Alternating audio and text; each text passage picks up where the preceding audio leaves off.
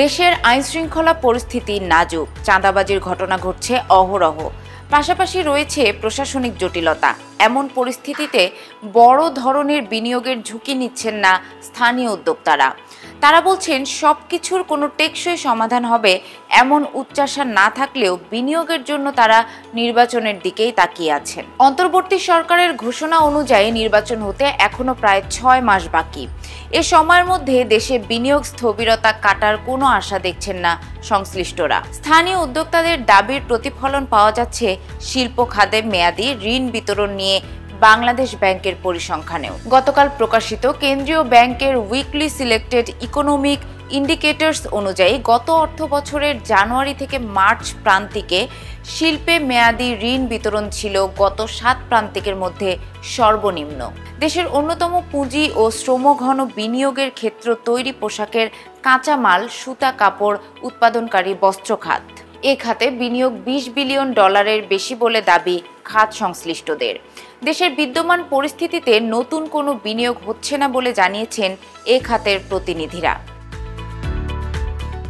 Bangladesh textiles mills অ্যাসোসিয়েশনের সভাপতি শওকত আজিজ রাসেল বণিক বার্তাকে বলেন, উদ্যোক্তারা এখন বিনিয়োগ করবেন কি করে? যারা দেশের টাকা লুট করে নিয়ে গেছে তাদের অপকর্মের ফল ভোগ করতে হচ্ছে প্রকৃত বিনিয়োগকারীদের। ব্যাংক ঋণের সুদ হার 16 থেকে 18%। এটা তো চুরির টাকার ভর্তুকি। পাশাপাশি আছে চাঁদাবাজি, মাস্তানি, প্রশাসনিক অত্যাচার। এসব কিছুর মধ্যে ব্যবসা করার পরিবেশ আছে। স্বাভাবিকভাবেই উদ্যোক্তারা বিনিয়োগ করবেন না, কারণ রিটার্ন অফ ইনভেস্টমেন্টের কোনো নিশ্চয়তা নেই, বিদ্যুতের কোনো প্রতিশ্রুতি নেই, জানমালের গ্যারান্টি নেই। এরকম একটা পরিস্থিতিতে বিনিয়োগকারীরা কি কারণে বিনিয়োগ করবেন? পরিস্থিতি স্বাভাবিক হওয়ার একটা পন্থা নির্বাচন। এমনটা আমি মনে না করলেও হয়তো সেটা হলে ভালো হবে। এরকম একটা অস্থায়ী অন্তর্বর্তী সরকারের অধীনে বিশ্বের কোনো দেশেই বড় আকারের বিনিয়োগ হয় না। দেশের অবকাঠামো উন্নয়ন, নগরায়ন ও শিল্পায়নের ধারায় সিমেন্টের চাহিদাও ক্রমাগতভাবে বেড়েছিল। বিভিন্ন কোম্পানি উৎপাদন সক্ষমতা বৃদ্ধির মাধ্যমে এ খাতের সম্প্রসারণ ঘটাচ্ছিল। বাংলাদেশ সিমেন্ট ম্যানুফ্যাকচারার্স অ্যাসোসিয়েশনের তথ্য অনুযায়ী 2014 থেকে 2024 সাল পর্যন্ত দেশে সিমেন্টের চাহিদা প্রবৃদ্ধি ছিল 6.7%। এরকম সম্প্রসারণশীল খাতেও নতুন বিনিয়োগ হচ্ছে না বলে জানিয়েছেন সংশ্লিষ্টরা। বিসিএমএ সভাপতি আমিরুল হক বণিক বার্তাকে বলেন, বিনিয়োগ হচ্ছে বললে মিথ্যা বলা হবে। বিনিয়োগ হওয়ার কোনো কারণ নাই। বিনিয়োগের জন্য ব্যবসায়ীদের আস্থা পেতে হবে। আরেকটা হলো নীতি সহায়তা। বাংলাদেশ ব্যাংক নিজস্ব সংস্কার করছে। এখন নীতি সহায়তা এমন যে ব্যাংক শোভন পন্থায় টাকা বানাতে পারছে, কিন্তু ব্যবসায়ীরা পারছেন না। এদিকে কোনো কারণ ছাড়াই ব্যবসার খরচ বৃদ্ধি পাচ্ছে, বন্দরের চার্জ বৃদ্ধি করা হচ্ছে। দেশে মৌলিক খাতগুলোয় তেমন কোনো বিনিয়োগ নেই বললেই চলে। মৌলিক খাতে বিনিয়োগ না এলে কোনো লাভ নাই। ব্যবসায়ীদের আস্থায় নেয়ার দায়িত্বটা সরকারের, সেটা তারা নিচ্ছেন না কেন? নির্বাচন ছাড়া পরিস্থিতি ঠিক হওয়ার কোনো উপায় আমি দেখি না। জুলাইতে এতগুলো মানুষ শহীদ হলো। আমরা যে একটা নতুন বিপ্লব করলাম, বিপ্লবের ফসল কোথায়?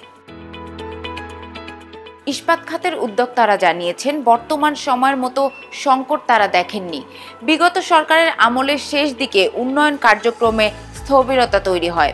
ইউক্রেন রাশিয়ার যুদ্ধের পর থেকে ক্রমাগতভাবে উন্নয়ন কার্যক্রমের পরিসর কমতে থাকে। আর দেশে তখন নতুন রাজনৈতিক পরিস্থিতি তৈরি হয়, নতুন বিনিয়োগও বন্ধ হয়ে যায়। অন্যদিকে বিগত সরকারের আমলে কিছু গোষ্ঠী লুটপাট করে ব্যাংক খালি করে দিয়েছে, ফলে নতুন করে বিনিয়োগ করার মতো অবস্থাও ছিল না। উল্টো স্টিল খাতে ছোটখাটো প্রায় 10-12টা মিল বন্ধ হয়ে গেছে। ব্যাংক খাত সংশ্লিষ্টরাও বলছেন দেশের শিল্প খাতে নতুন বিনিয়োগ হচ্ছে না। এর প্রতিফলন হিসেবে মূলধনী যন্ত্র আমদানি কমে যাওয়ার তথ্য উল্লেখ করছেন তারা। কেন্দ্রীয় ব্যাংকের পরিসংখ্যানে দেখা যাচ্ছে মূলধনী যন্ত্র আমদানিতে ঋণপত্র খোলা ও নিষ্পত্তি কমেছে 25% বেশি। দেশের বিনিয়োগ পরিস্থিতি নিয়ে জানতে চাইলে ইস্ট কোস্ট গ্রুপের চেয়ারম্যান আজম জে চৌধুরী বণিক বার্তাকে বলেন, সরকার সাধারণত বিনিয়োগের পরিবেশ সৃষ্টি করে, বিনিয়োগ বাড়ানোর জন্য বিশেষ উৎপাদনশীল ক্ষেত্রে প্রণোদনা প্রদান করে। যেসব পণ্য আমদানি নির্ভরশীল হয়ে পড়ে সেগুলো স্থানীয়ভাবে উৎপাদনের জন্য পলিসি সাপোর্ট দিয়ে থাকে। এসব বিষয় বর্তমানে অনুপস্থিত, যে কারণে স্থানীয় বিনিয়োগে উদ্যোক্তারা উৎসাহী হচ্ছেন না। এছাড়া দেশের আইনশৃঙ্খলা পরিস্থিতির নিয়ন্ত্রণ ও সুষ্ঠু কর্ম পরিবেশও বিনিয়োগ বাড়াতে ভূমিকা রাখে, কিন্তু সেগুলো এখন আর দেখা যাচ্ছে না। ফলে অনেকেই বিনিয়োগের ঝুঁকি নিতে চাচ্ছেন না।